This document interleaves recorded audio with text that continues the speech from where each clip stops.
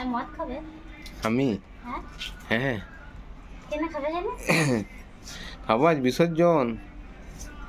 তুমি যে মদ আজ খাও না, মদ খাবো, নিয়ে গাড়ি নিয়ে সোজা চলে যাবো শ্বশুর বাড়ি। শ্বশুর বাড়ি গালাগালি করে আসবো। তুমি গুড়ালে ঘর থেকে বার করবো। হ্যাঁ, ঘর আমার। আমার বাবার পরে আমার ঘর। আমাকে বিয়ে করে নিয়ে এসেছিস, সব জিনিস আমার। আমার হ্যাঁ। জিনিসটাও আমার, আর তোর জিনিসটাও আমার। আমার জিনিসটা তুই কর। আমার গুটা খাবে তাহলে? মেরে দেবো তোমার জানিস তো? আমার গুটা তো তোমার। হ্যাঁ করো।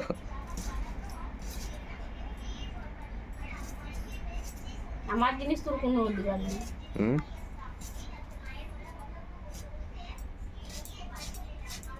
হ্যালো বন্ধুরা, গুড মর্নিং সবাইকে। শুভ অনেক অনেক শুভেচ্ছা। আজ শুভ ভাই দ্বিতীয়া। শুভ ভাই দ্বিতীয়া প্রত্যেক ভাই বোনের জানে অনেক অনেক ভালোবাসা।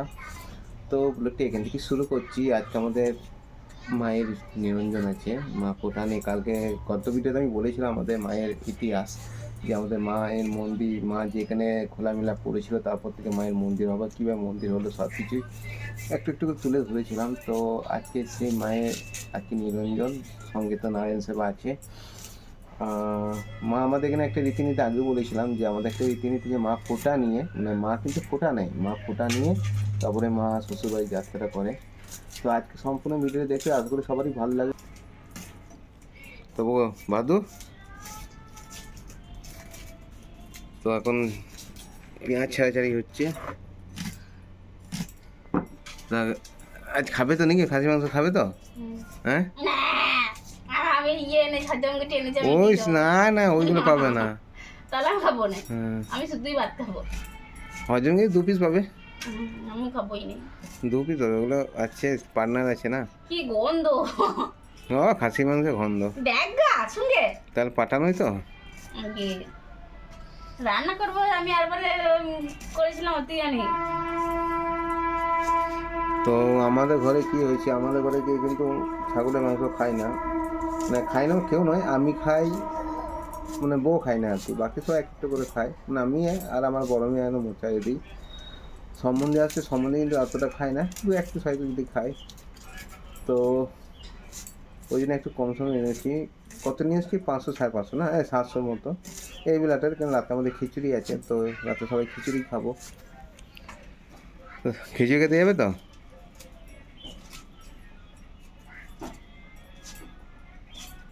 তোমার মা আর বছরে বেঁচে ছিল। হ্যাঁ, তো আমি জানতাম না তো মার গত বছর বেঁচেছিল। আমি ছিলাম কি করে তুমি জানবি? আমার মা গত বছর কী করেছিল? মাছ করেছিল তাই না, মাংস করেছিল মনে নেই। তোমাদের মাছ করে, আমি য বছর ফুটা দেবো আমি মাংসই খুব।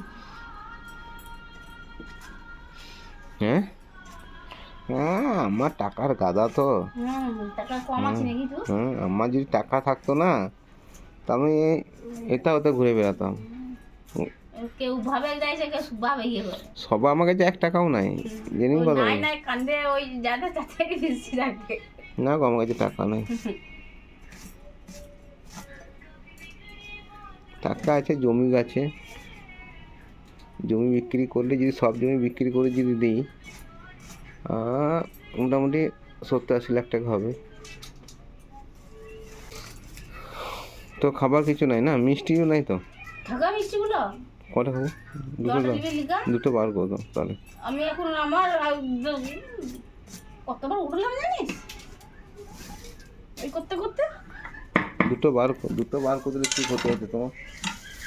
হাত আছে পা আছে নেই থাকা। হাত পা আছে সব করলাম তো, ঘরে কাজ বাগালাম, বাজার আমি বসে গেলাম। বসে খাচ্ছি না।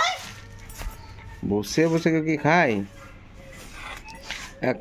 একটা অন্ধ মানুষ কর্ম করে খায়। তাহলে ঝালে মরে গেলাম, চোখের জল অনেক। এতটা পেঁয়াজ লাগবে? 3টে হবে। 3টে হবে মানে? খাসি হবে, ওইটা হবে।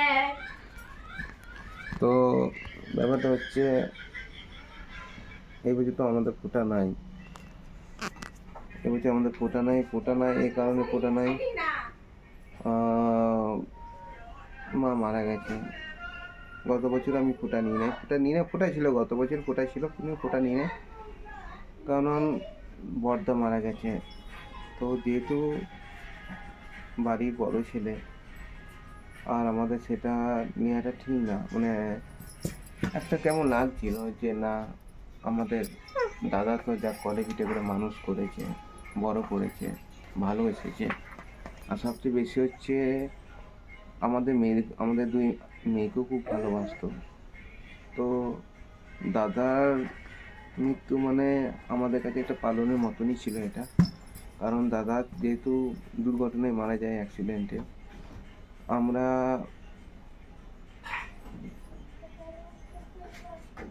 আমি অন্তত সেদ্ধ খাবার খেয়েছি, যেটা পালনে একটা রীতি বলে। তো আজকের দিনে মায়ের কাছে এইটাই প্রার্থনা যে মা ভালো থাকুক, দাদা ভালো থাকুক। বোন সবচেয়ে কষ্ট আমার বোনের, কারণ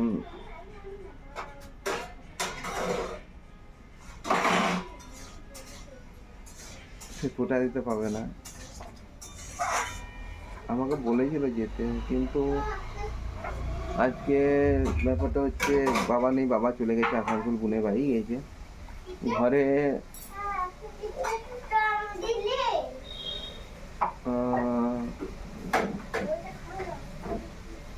কেউ নাই, গরুগুলো আছে, তাদের দেখতে হবে, খাবার দিতে হবে, তাদের না মানে গোবর পরিষ্কার করতে হবে। তো এগুলো তো করতে হবে, কিন্তু বাবা নেই।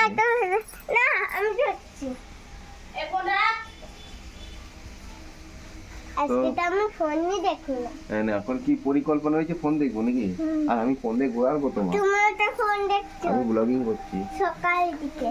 তো সবাইকে বলে দাও শুভ ভাই দ্বিতীয়ার অনেক অনেক শুভেচ্ছা, শুভ ভাই দ্বিতীয়ার অনেক অনেক শুভেচ্ছা আর অনেক অনেক ভালোবাসা। অনেক অনেক ভালোবাসা।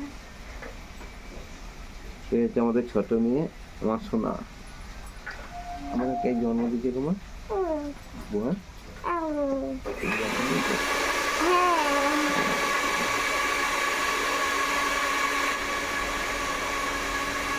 এটাই শান্তি, এটা তুই যে যখন বিয়ে করবি, দাদার গাড়ি চালানো আমাদের এখানে, দাদা বাসায় যেত, তুই যখন বিয়ে করবি শ্বশুরে চলে যাবি, আমাদেরকে ভুলে যাবি তো?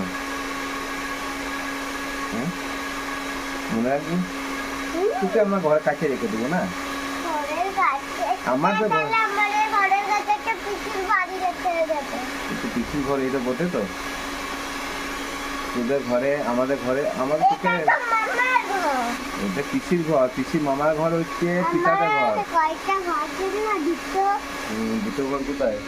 আরে একটা মামার ঘর একটা। মামার ঘর তুই ঘর কোথায়? তুই যখন মামা মামি আসবে, মামার মামি আসবে, তখন দেখবি ঢুকতে দেবে না তোদেরকে। তখন তোর দাদু ভাই কিছু বলতে পারবে না, তুই দুদু কিছু বলতে পারবে না।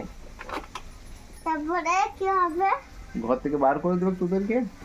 তারপরে আর তুই যেতে পারবি না মামার ঘর। তারপরে মামারা ছেড়ে দেবে তোকে। তারপর তুমি আমার কোলে থাকবে। তারপরে আবার কি পরে? তারপরে কত বলবো? তারপরে না, তোমাকে তো জন্ম দিয়েছি না তোমাকে? হ্যাঁ, তোমাকে আমি জন্ম দিয়েছি না? আমি জন্ম দিয়েছি তো। তারপরে কি তুমি আমার কাছে থাকবে, আমার কোলে? আমি তো বড় হয়ে গেছি। আর তুই এগুলো ছোটে কি কিসে কাটিয়েছিস? এখানে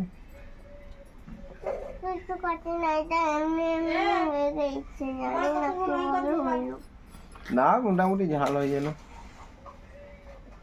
ঠিক আছে, আই লাভ ইউ। ওকে,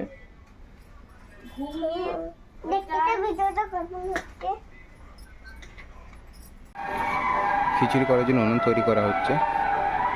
কাকাকে ধরে নিলাম উনুনটা বানিয়ে দেওয়ার জন্য, কারণ আমার উনুন বানাতে জানি না। মাটি ফাটি সব আমরা এনে দিচ্ছি। আর এই জায়গাটা কাল কিন্তু পরিষ্কার করেছি দুপুরে, 3 জন মিলে, 3 জন 4 জন, একজন কিছুক্ষণ ছিল, সেও হেল্প করেছে। আর এই যে তিরপল লাগিয়েছি। তো আমাদের এখানে খিচুড়ি রান্না হবে, আর ওইখানে খাওয়া দাওয়া হবে ও সেটের ভিতরে। সবজি ফবজি দেখতে পাচ্ছ সব আনা হয়ে গেছে সকালেই।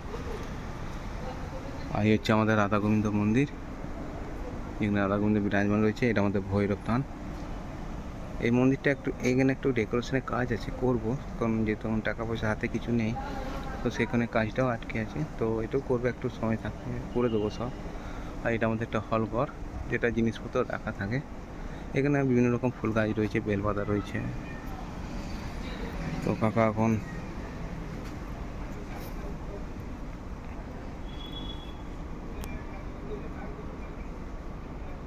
ভাইপো মেয়েগুলো হাত দিতে পেতাম না। কেনে আমার ওই নাতনি হয়েছে তো, 1 মাস হয়ে গেছে বলে তার আমি ছুটে আমি এগুলো হাত দিতে পেতাম না। সে তো আমিও ছুতে পাবো নাই উনুনে। আমি আবার দিতেই পেতাম, আমার দিয়েছে বলে আমি তাই উনুন শুদ্ধ গো, বোম্বা না। নিয়ম আছে তো ঠাকুরের দিয়ে। উনুন শুদ্ধ, আগুন শুদ্ধ, মাটি শুদ্ধ, এরা সবসময় পবিত্র।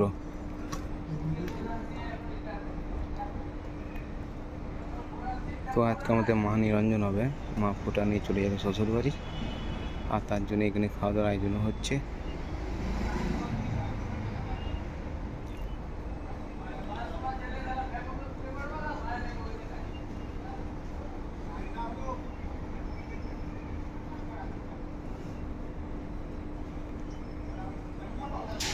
এগুলো কোথায় রান্না কোথায় ছেলেগুলো ওই বুঝতে পারো এখন ইয়ে করলাম। না না, তুমি বসে তুমি একটা কাজ করবে, তুমি কাজ বাগিয়ে বরং করবে, তাও ঠিক আছে। তুমি যদি বলো ওদের কাজটা বাগিয়ে দিয়ে, হ্যাঁ তুমি যদি বলো ওদের কাজটা বাগিয়ে দিয়ে, এখানে ওই অন্য এটা তো হয়ে গেল মোটামুটি। না আমি আগে এইটুকু একটা ইয়ে করে দিয়েছি। হ্যাঁ, তো যাই হোক, তোমার সুবিধা মতো করে দাও।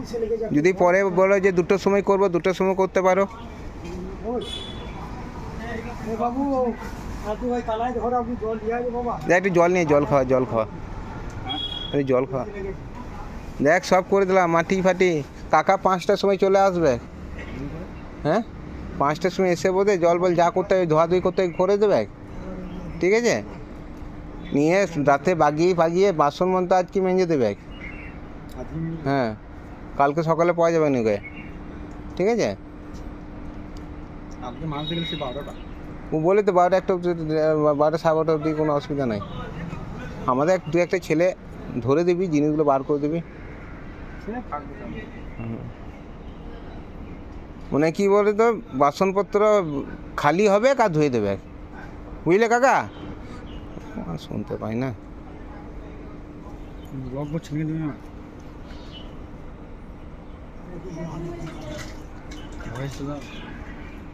ও শুনতেই পাচ্ছে কিছু কথা। কাকা বলছি 5টায় চলে আসবে।